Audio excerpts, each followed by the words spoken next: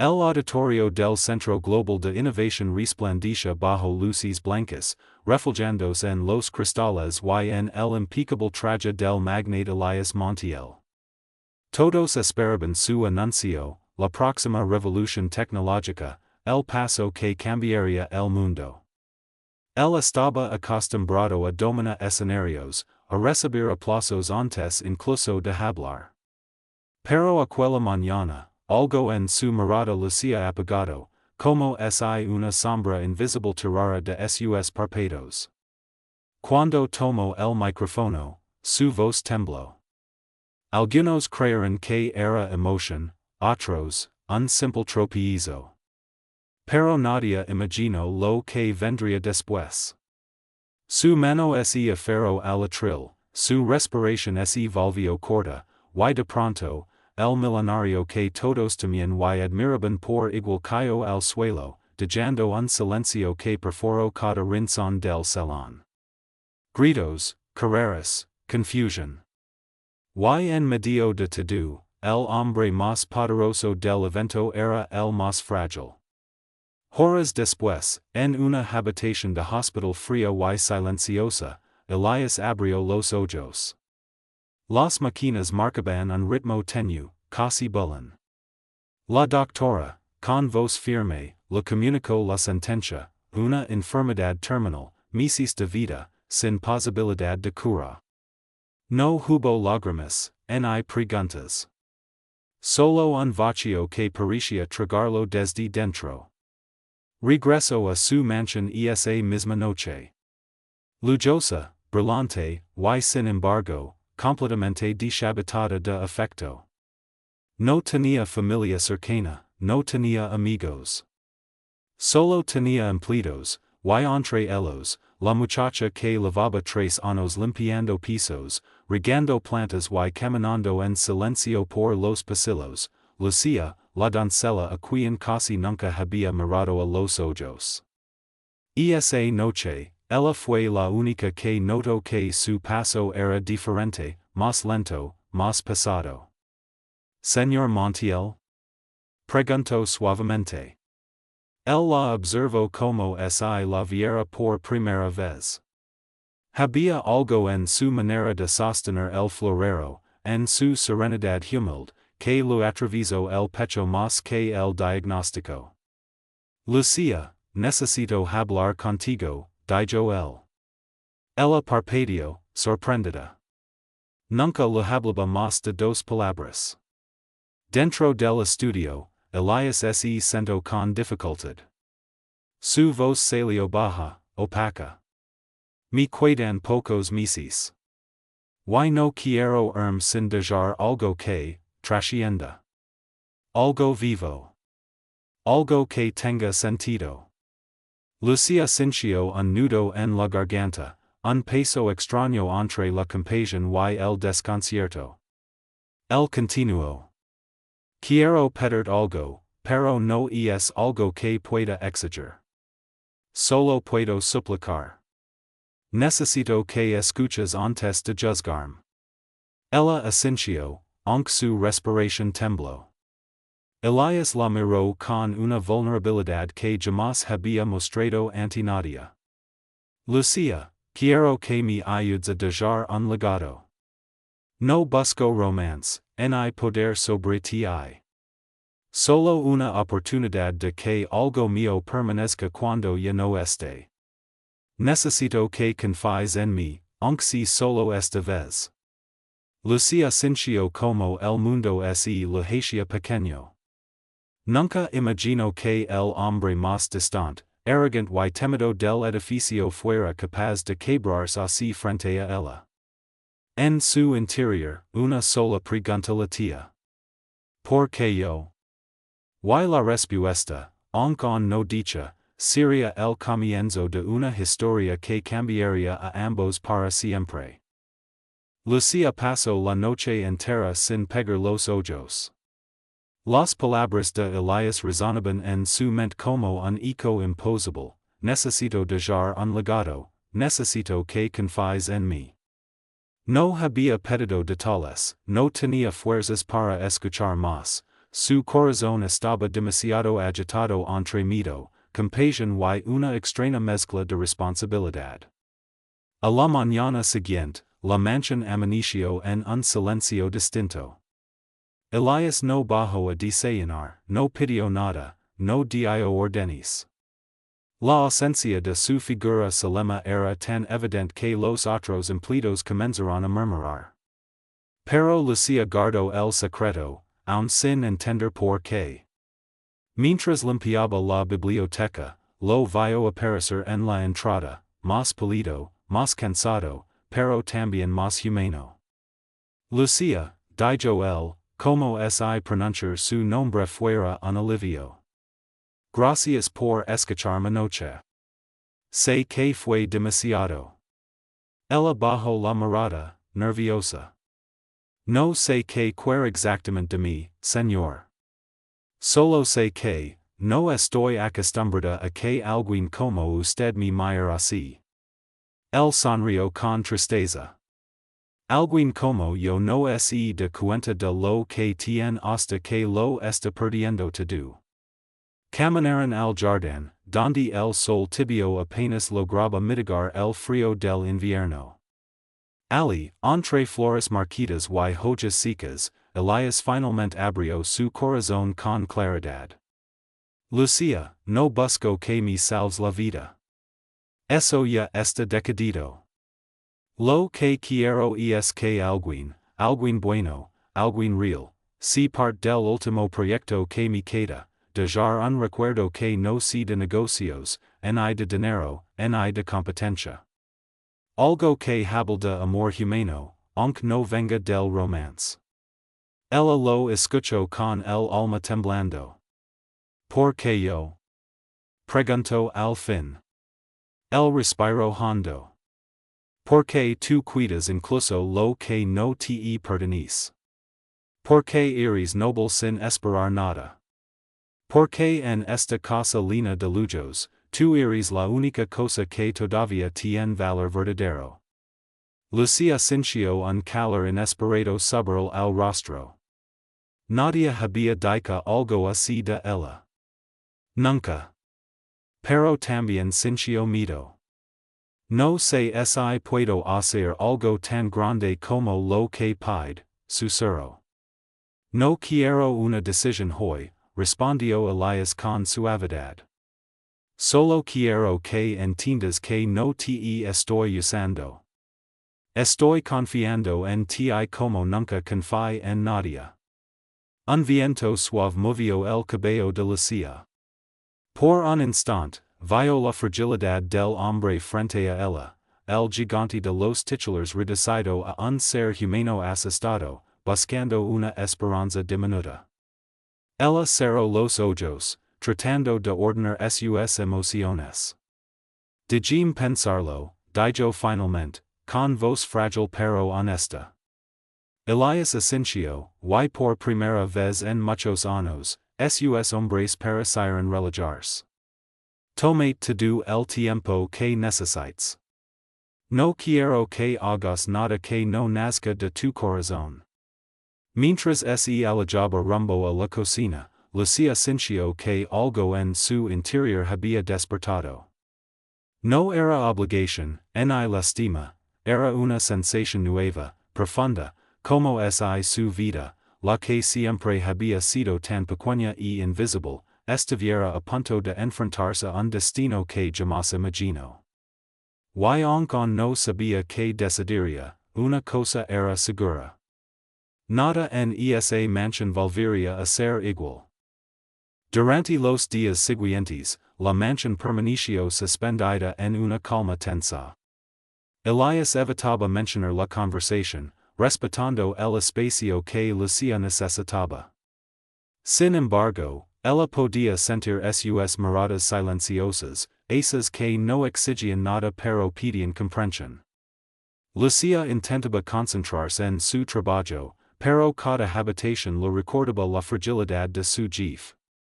Antes lo veía como un hombre intocable, casi de piedra, ahora lo veía caminar despacio, detenerse para recuperar el aire, apoyarse en los pasamanos como si estos fuesen su último sostén. Una tarde, mientras organizaba documentos en la oficina, encontró una caja de madera en el estante inferior. No estaba cerrada. La curiosidad la venció. Dentro había fotografías antiguas, un niño de ojos tímidos, dos padres sonrientes, y más adelante, un joven graduado sosteniendo un diploma con orgullo. Era Elias, antes de volverse el señor Montiel. De pronto, la voz de él la sobresaltó desde la puerta. No te preocupes, dijo con tono suave. Hace años que nadie mira esas fotos. Lucía se puso de pie de inmediato, avergonzada. Lo siento, no quería. Está bien, la interrumpió él, caminando hacia la mesa. Es fácil pensar que un hombre como yo nació con todo. Pero nadie sabe de dónde vengo. Nadie quiere saberlo. Lucía dudó antes de responder. Yo quiero entenderlo, señor. Él se sentó lentamente, como si ese gesto simple le costara demasiado. Mis padres murieron cuando tenía 16 años. Viví en un pequeño cuarto alquilado, limpiaba taleres para poder estudiar. No tenía nada, solo un sueño y hambre suficiente para perseguirlo. La vida me dio oportunidades, pero también me quitó más de lo que ven mis empleados cuando cruzo esos pasillos. Lucía lo escuchaba con atención creciente. Y por eso quiere dejar un legado. Para no ir solo. Elias bajó la mirada. No quiero que mi historia termine conmigo. No fui un hombre perfecto, Lucía. Fui duro, frío, obsesionado con ganar. La gente me respeta por temor, no por afecto. Y ahora que el tiempo se acaba, me pregunto qué sentido tuvo todo. Su voz se quebró un poco, apenas perceptible pero lo suficiente para estremecerla. Era la primera vez que veía ese tipo de vulnerabilidad en él. Se equivoca, dijo Lucía, acercándose tímidamente. A veces, las personas fuertes no saben cómo pedir cariño. No significa que no lo merezcan. Elias levantó la vista, sorprendido por sus palabras. ¿Tú crees que todavía puedo hacer algo bueno? Lucía dudó solo un instante. Creo que ya lo está haciendo. Confiar en alguien como yo, no es algo que un hombre arrogante haría. Él sonrió por primera vez en días, una sonrisa débil pero auténtica. Lucía, pase lo que pase con tu decisión, gracias. Gracias por tratarme como un ser humano y no como un título. Ella sintió un nudo cálido en el pecho. Todos merecimos ser vistos de verdad, respondió. Ese momento marcó un antes y un después. No había compromisos, ni decisiones tomadas. Pero por primera vez, había un puente entre ellos, una comprensión silenciosa que ningún contrato podía comprar. Y mientras el sol se ocultaba detrás de la mansión, Lucía sintió que, tal vez, lo que estaba a punto de decidir no tendría que ver con deber, sino con compasión, dignidad y un inesperado deseo de que aquel hombre no se marchara del mundo sintiéndose solo. El amanecer llegó con un silencio extraño, como si la mansión entera contuviera la respiración. Lucía despertó con la sensación de que el día sería decisivo.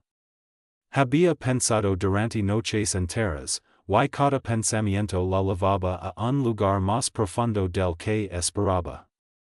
No era una simple petición la que Elias le había hecho, era un gesto desesperado, casi humano en su fragilidad, que se había enredado en su corazón sin permiso. Mientras preparaba el desayuno en la cocina, escucho pasos lentos acercarse. Era Elias, vestido con un suéter sencillo, sin la elegancia habitual que siempre lo caracterizaba. Buenos días, saludo él con voz suave. Lucía asintió, sintiendo como su pulso se aceleraba. No tienes que darme una respuesta hoy, dijo él antes de que ella pudiera hablar. No quiero que sientas ninguna carga.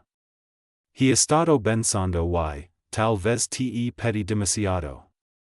Tal vez fue injusto contigo. Lucía dijo a un lado la bandeja.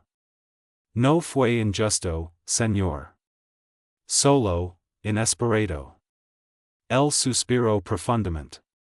He vivido creyendo que podía controlar todo, hasta que la vida me demostró lo contrario. Tú no me debes nada. Si decides apartarte de esta locura, lo comprenderá. Sus palabras eran sinceras, pero había un brillo de tristeza en su mirada que lo atravesó el alma. Más tarde, mientras limpiaba la terraza, Lucía vio a Elias sentado solo, observando el horizonte. Sus hombres quedos y la forma en que sostenía una manta sobre las piernas revelaban una fragilidad que nunca imaginó. No era el millonario arrogante, era un hombre agotado, casi vencido. Se acercó sin pensarlo demasiado. Señor Montiel. Él levantó la cabeza, sorprendido. Lucía, pensé que preferirías mantener distancia hoy. Ella tomó aire, intentando que su voz no temblara. No he llegado a una decisión.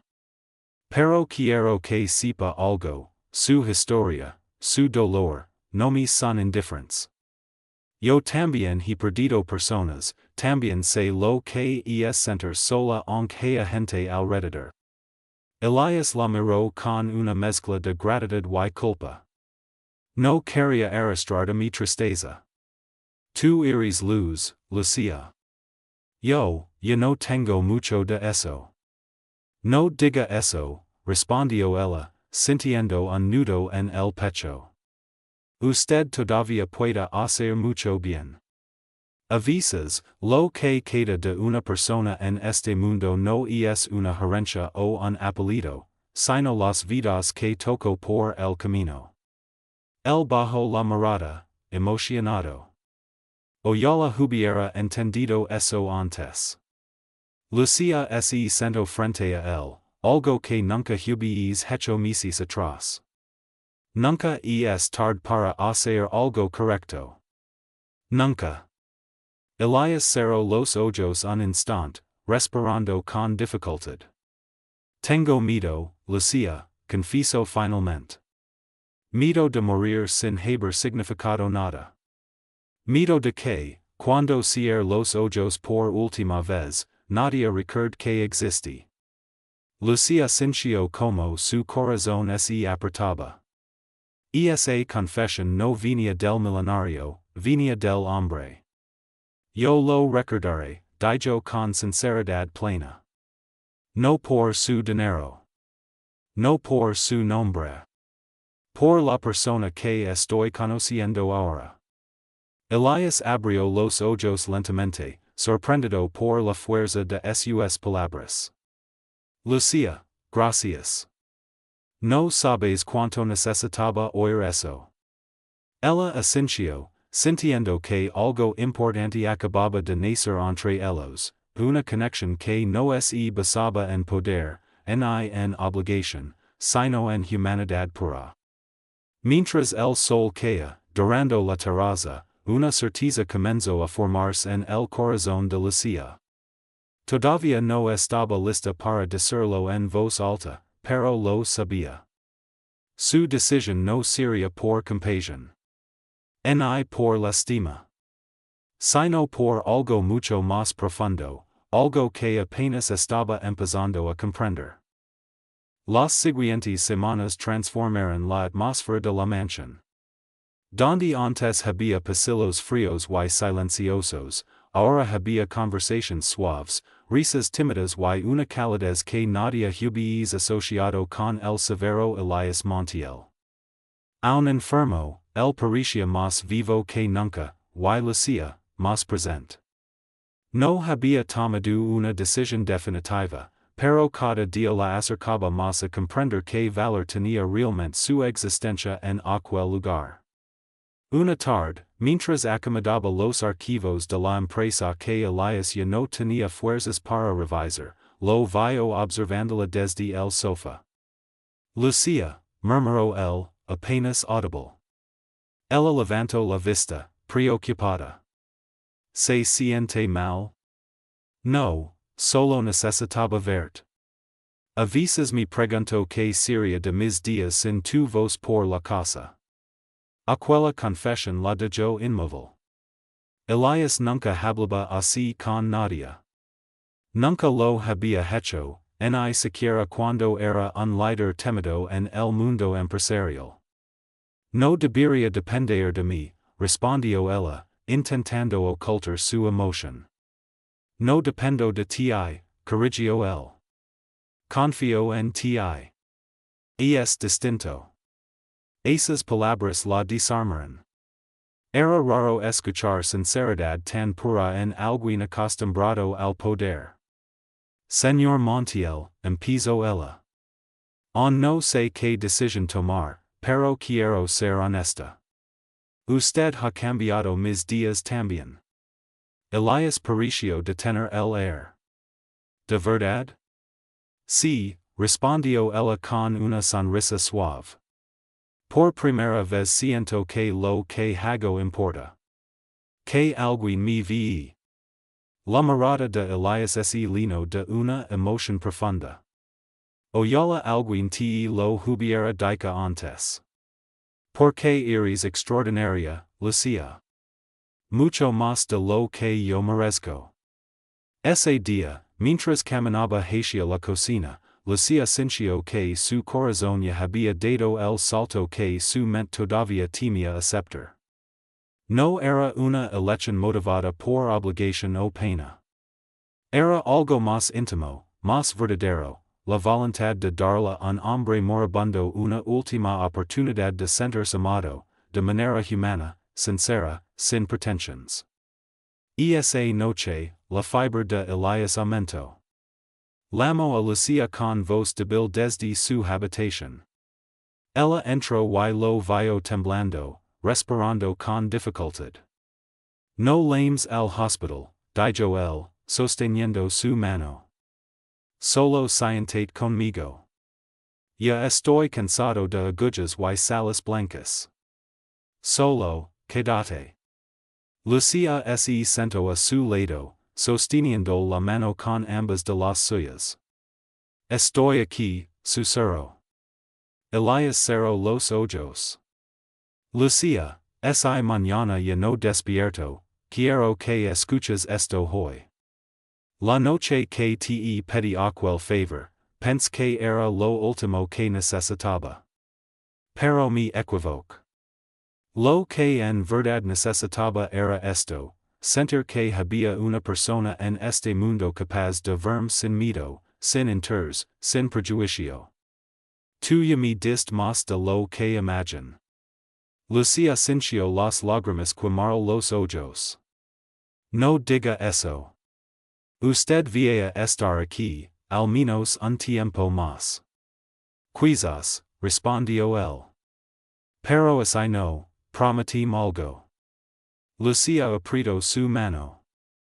Lo que sí. Prometim que seguirás adelante. Que no dejarás que el mundo te haga sentir invisible otra vez. Tienes un corazón que pueda cambiar vidas. Empezó por la mía. Ella no pudo evitar llorar. Lo prometo, señor Montiel. Elias sonrió débilmente. Llamame solo Elias. Al final, eso es todo lo que soy. Y fue en ese instante, en esa habitación tenue, que Lucía comprendió que su respuesta ya no era una duda, sino una convicción que crecía desde lo más profundo. Ella no estaba allí por obligación. Estaba allí porque había encontrado algo valioso, algo que ni la riqueza ni la enfermedad podían borrar. Un vínculo verdadero. El invierno se intensificó, y con él, la enfermedad de Elias avanzó más rápido de lo esperado. Los médicos visitaban la mansión con mayor frecuencia, pero él seguía prefiriendo la tranquilidad de su hogar, y sobre todo, la presencia de la única persona que lograba calmarlo, Lucía. Una noche especialmente fría, ella entró a su habitación con una manta extra. Elias estaba despierto, aunque debilitado. Sus ojos, cansados pero lucidos, la siguieron mientras acomodaba todo con cuidado. Lucía, murmuró él. Ya no necesitas pensar más en mi petición. He tenido tiempo para entender que el mayor legado que puedo dejar no está en un apellido, sino en el cambio que provocamos en otros. Tú ya cumpliste ese papel en mi vida. Ella se sentó a su lado. Elias, no quiero que pienses que me qued indecisa por miedo, sino porque quería hacer lo correcto de verdad. Él sonrió con ternura. Lo correcto, Lucía, siempre fue que vivieras tu propia vida. Que no cargaras con las sombras de otra persona. Un silencio cálido llenó la habitación. Lucía tomó su mano, esta vez sin timidez. Nunca imaginé que llegaríamos a esto. Que terminaría queriendo que usted se quedara, no por pena, sino porque lo aprecio de verdad. Los ojos de Elias se humedecieron. Tú me diste algo que ni mis millones pudieran darme, humanidad. Las siguientes horas transcurrieron en calma. Hablaron de cosas sencillas, de los lugares que Lucía sonaba visitar, de los proyectos que Elias deseaba haber cumplido, de los instants breves que terminan marcando una vida entera. Al amanecer, mientras la luz rosada entraba suavemente por las cortinas, Elias tomó aire con dificultad. Lucía, si no llego a ver otro amanecer, quiero que sepas que no me voy triste. Me voy, acompañado. Y en paz. Ella apretó su mano, conteniendo el llanto. Estoy aquí. No voy a soltarlo. Elias la miró por última vez, con una serenidad que solo tienen quienes ya hicieron las paces con el destino. Gracias, por verme, susurró. Y entonces cerró los ojos, sin dolor, sin miedo. Lucía se quedó a su lado largo rato, en silencio, sosteniendo su mano hasta que la casa entera comprendió que el dueño ya no estaba, pero el hombre se había dejado huella. Días después, el abogado de Elias llegó con documentos. Frente a todos los empleados, leyó el testamento actualizado. El señor Montiel dejó una parte considerable de su fortuna para organizaciones benéficas, anunció, pero asignó la mayor responsabilidad y la dirección de su fundación personal, la señorita Lucía Herrera. Los murmullos llenaron la sala. Nadie podía creerlo. Lucía, con lágrimas contenidas, respiró hondo. El abogado continuó. En palabras textuales del señor Montiel, ella verá a los invisibles. Ella cuidará a quienes nadie mira. Dejar esto es confiar en que el mundo tendrá un poco más de bondad cuando yo ya no esté. Lucía bajó la cabeza, conmovida. Su vida, la misma que parecía destinada al silencio eterno, había cambiado para siempre. No por dinero. No por privilegios. Sino porque alguien, un hombre que lo tuvo todo y luego lo perdió, había visto en ella un valor que nadie más se había detenido a notar. Con el tiempo, la Fundación Montiel Herrera se convirtió en un refugio para personas vulnerables, becas para jóvenes sin recursos y programas de apoyo para quienes vivían en la sombra del olvido. Y cada día, al entrar en la oficina que alguna vez fue de él, Lucía pronunciaba las palabras que habían marcado su destino. Gracias por confiar en mí, Elias. Tu legado vive, y no en tu riqueza, sino en el amor que sembraste al final. Porque al final, la mayor enseñanza que dejó fue clara. No subestimes a nadie. Un corazón humilde es capaz de cambiar el mundo, incluso el de un millonario.